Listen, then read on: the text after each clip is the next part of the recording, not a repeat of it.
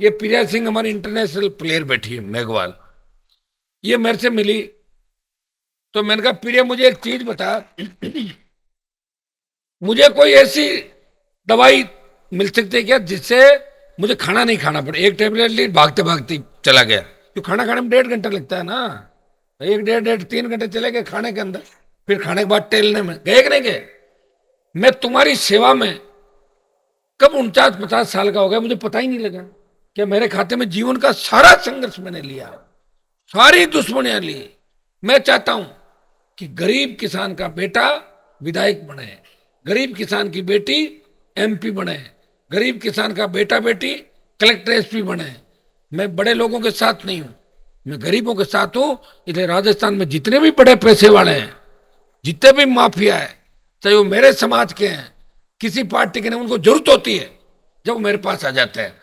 और जैसे ही जरूरत मिटी, एक ही बात कहते हैं सारे मिलके कि यार इस हनुमान को कैसे हराएं, इसका इलाज करना जरूरी है। ये सारे एक सारे करते हैं, लेकिन हनुमान पर तेजा जी की कृपा है, मैं तो जीतता ही हूं। एमपी बना खियूसर के अंदर।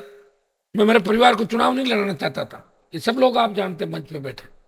मैंने कहा मैं किसी और को चाहता हूं। मैंने रामेश्वर डूडी जी से बात करी, बीमार है आज।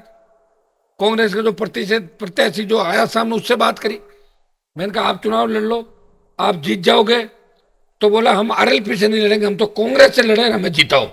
तो मैंने कहा यार आरएलपी पार्टी मेरी किसानों के आशीर्वाद से, जवानों के संघर्ष से बनी पार्टी है। अगर खियूसर में आरएलपी नहीं रहेगी तो आरएलपी राजस्थान में कैसे रहेगी? मुझे बताओ। चुनाव तो जिताना पड़ेगा। तो खियूसर की जनता बोली साहब बाहर का मत लाओ, अपने घर से लड़ाओगे तो हम वोट दे देंगे, और घर से नहीं लड़ाओगे तो हम कांग्रेस को वोट देंगे। मेरी मजबूरी थी कि मुझे मेरे परिवार से मेरे भाई को मैदान में उतारना पड़ा। चुनाव जीतना था। अगर खियूसर हार जाता तो आज यहां खड़ा नहीं मिलता। अगर तो खियूसर में सामान नहीं रहा, चला गया।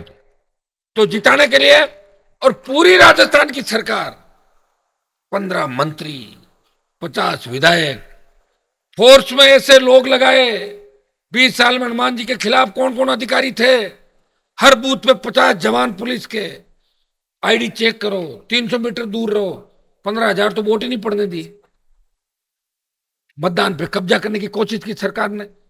लेकिन खियूसर की जनता ने कहा ये चुनाव नारायण और हरिंदर का चुनाव नहीं है, ये चुनाव अशोक गहलोत और हनुमान बेनीवाल का चुनाव है। उस चुनाव को उसी हिसाब से लिया, और कांग्रेस के घुटने टिका दिए और वहीं भेज दिया उनको जहां कांग्रेस पार्टी थी।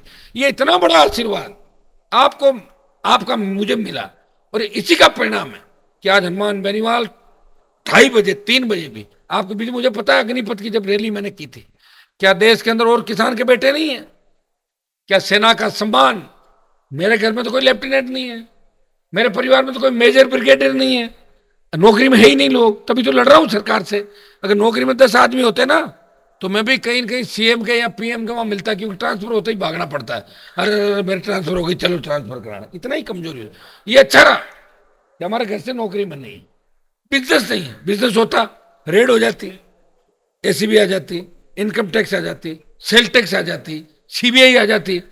कुछ नहीं हमारे पास, इसलिए लड़ रहे हैं। ये सही कह रहे हैं कई लोग कहते हैं हनुमान के पास कुछ भी नहीं है ना मेरे पास। आपकी ताकत है। कांग्रेस बीजेपी के पास नौजवान नहीं है। नड्डा की मीटिंग के अंदर पकड़ पकड़ के ला रहे हैं।